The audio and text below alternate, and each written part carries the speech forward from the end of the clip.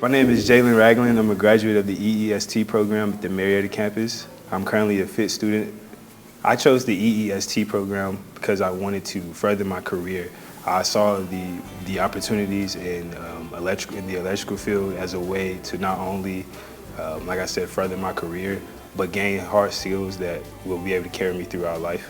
I think the EEST program at Marietta does a good job on preparing you for not only understanding the theory of electrical work, but being able to take those skills and apply them into the real world, and so that you have a comfortable understanding of what you will be doing on a daily basis. I heard about the FIT program through my professor at the Marietta campus. He saw that I was very mechanically inclined and thought that this would be a good challenge for me.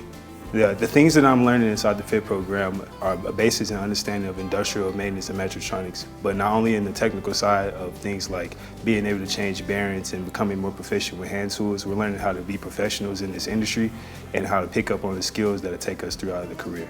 I would highly recommend the FIT program to EST students because not only do they prepare you with the technical skills to continue your trajectory in your career, but they also give you the interpersonal skills so that you leave with the confidence and the competence to be a good technician.